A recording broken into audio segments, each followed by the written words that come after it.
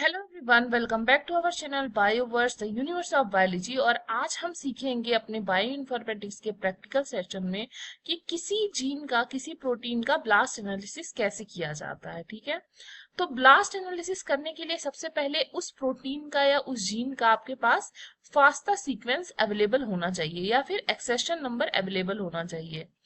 अब FASTA sequence या accession number कैसे रिट्राइव करना है, कैसे आपको निकालना है, ये चीजें मैंने आपको पिछले लेक्चर में बता दी थी।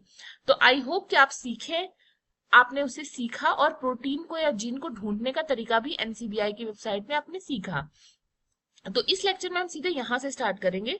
जैसे ये जीन है रेटिनोब्लास्टमा जीन, इसको हमने सर्च कर लिया जैसे मैंने आपको सिखाया था।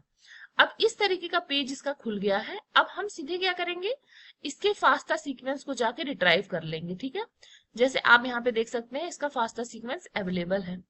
अब फास्टा सीक्वेंस को रिट्राइव करना यहाँ पे क्यों इंपॉर्टेंट है, क्योंकि आपको ब्लास्ट एनालिसिस करने के लिए फास्टा सीक्वेंस ही एंटर करना पड़ता है, या फिर आप एक्सेशन नंबर कर सकते हैं, लेकिन फास्टा सीक्वेंस ही मोस्ट प्रोबेबली किया जाता है। तो इसका फास्टा सीक्वेंस आप देख सकते हैं कि कितना ज्यादा यहाँ पर बड़ा है। ठीक है, इस केस में आप क्या कर सकते हैं, आप यहाँ पर एक्सेशन नंबर भी डाल सकते हैं, वरना अगर आप चाहिए तो फास्टा सीक्वेंस भी डाल सकते हैं। ठीक है, तो सबसे पहले हम क्या करेंगे, इसके फास्टा सीक्वेंस को कॉपी करेंगे। कैसे कॉपी करेंगे, मैंने आपको लास्ट लेक्चर में समझाया था।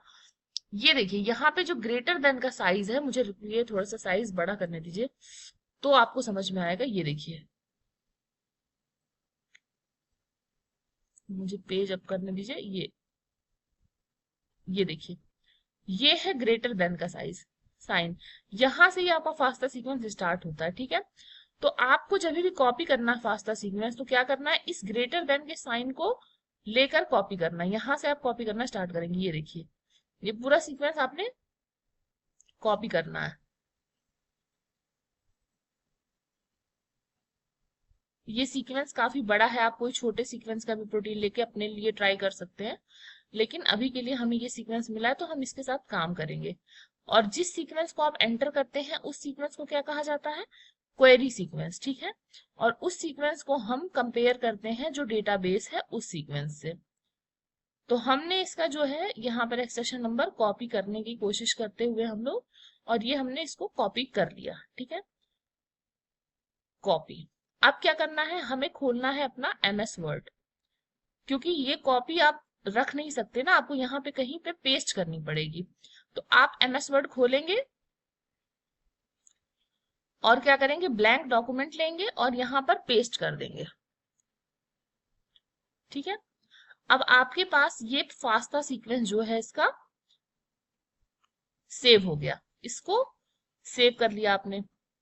ठीक है, यहां तक तो मैंने आपको लास्ट लेक्चर में समझाया था। अब इसको आप मिनिमाइज कर दीजिए, इसको मिनिमाइज कर दीजिए। ठीक है,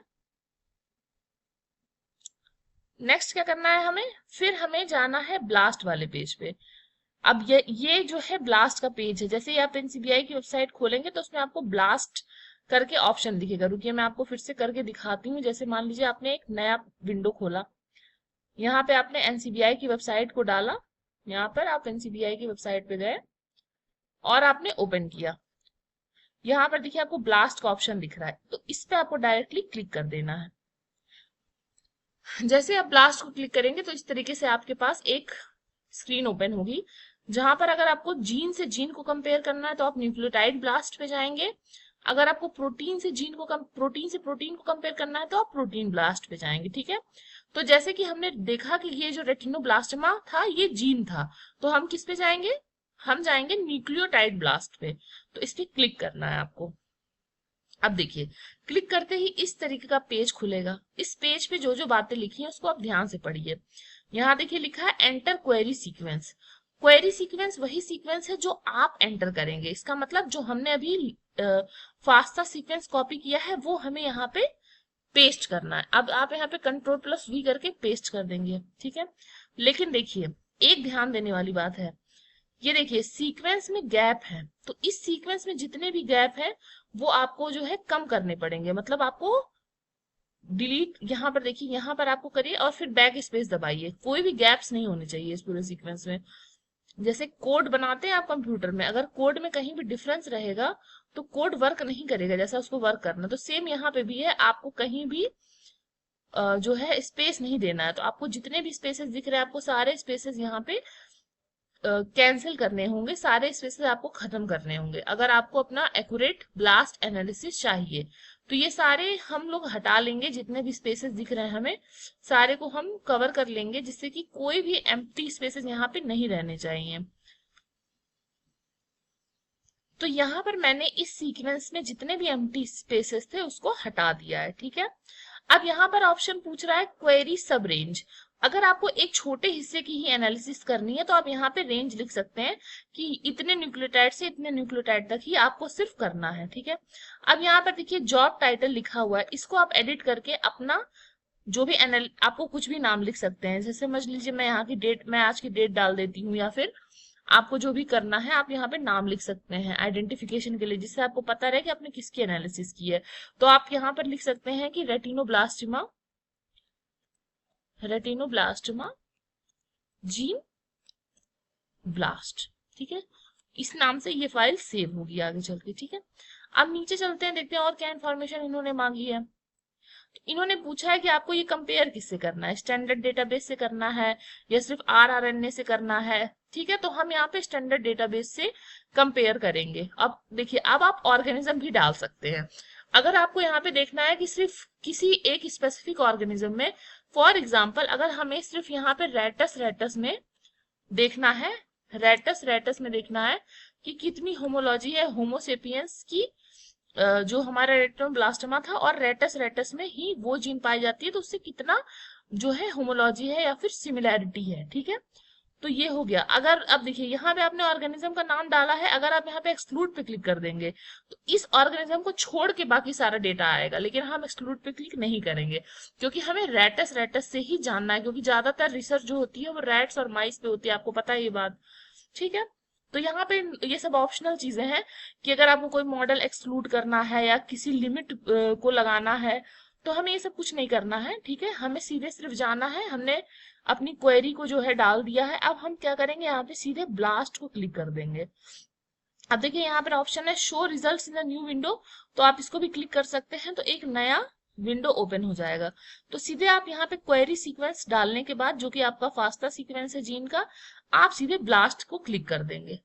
अब ये जो है आपको ब्लास्ट एनालिसिस आपकी यहाँ पे स्टार्ट हो गई है। जैसे कि आप देख रहे हैं यहाँ पर रिक्वेस्ट आपकी काम कर रही है और रिक्वेस्ट स्टेटस अभी आपको यहाँ पे शो करेगा।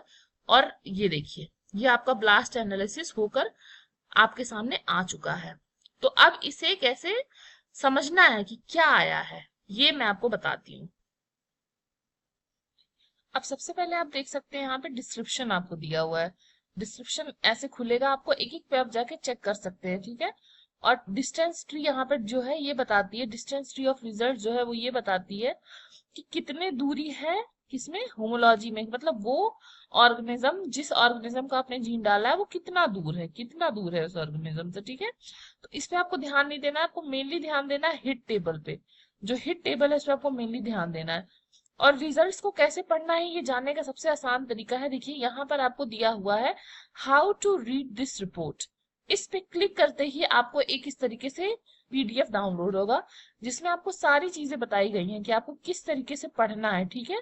अगर आप कहेंगे तो मैं, आप कमेंट सेक्शन में बता सकते हैं, मैं आपको ब्लास्ट के रिजल्ट को कैसे समझना है, एनालाइज कैसे करना है, इसके लिए एक और वीडियो मैं आपके लिए बना के लाऊंगी जस्ट इस वीडियो के बाद में, कि डिस्क्रिप्शन टेबल क्या है, हिट एनालिसिस क्या है, कौन से कलर जो है आपको क्या बताता है, ये सारी चीजें मैं आपको बताऊंगी। इस लेक्चर में हम लोग सिर्फ सीख रहे हैं कि ब्लास्ट एनालिसिस करना कैसे है, ठीक है।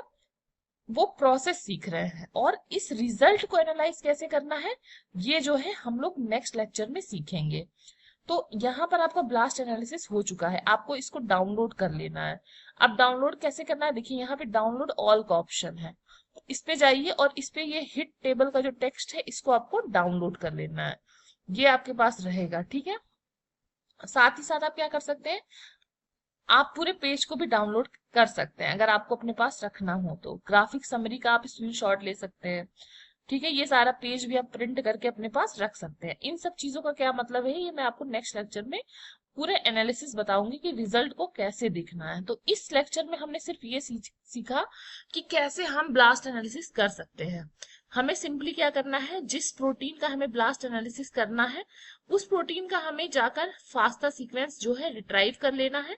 वो फास्टा सीक्वेंस हमें ब्लास्ट में लाकर पेस्ट करना है और उसके बाद में हमें ब्लास्ट जो है रन कर देना है। तो हमें उसकी होमोलॉजी पता चल जाएगी कि अलग अलग ऑर्गेनिज्म में वो कितना होमोलॉगस है वो जीन। ठीक है, तो ये था लेक्चर ब्लास्ट एनालिसिस कैसे करना है इसका। यहाँ पर आप देख सकते हैं बहुत सारे और भी हेल्पफुल वीडियोस भी आपको दिए हुए हैं, तो आप ज्यादा से ज्यादा अपने आप को यहाँ पे नॉलेजेबल बना सकते हैं। तो नेक्स्ट लेक्चर में हम लोग डिस्कस करेंगे कि ब्लास्ट का रिजल्ट एनालिसिस कैसे करना है और कैसे उसका इस्तेमाल करना है। अभी आपने सिर्फ प्रोसेस सीखा है, लेकिन ये प्रोसेस आपको करनी क्यों है ये मैं आपको नेक्स्ट लेक्चर में सिखाऊंगी। अगर वीडियोस में आपको कोई डाउट है तो कमेंट सेक्शन में पूछिएगा, कुछ कहना है तो कमेंट में पूछिएगा। और वीडियोस को देखते रहिए, चैनल पर अपना प्यार देते रहिए। तब तक के लिए पढ़ते रहिए, बढ़ते रहिए। Keep learning, keep growing. Thank you.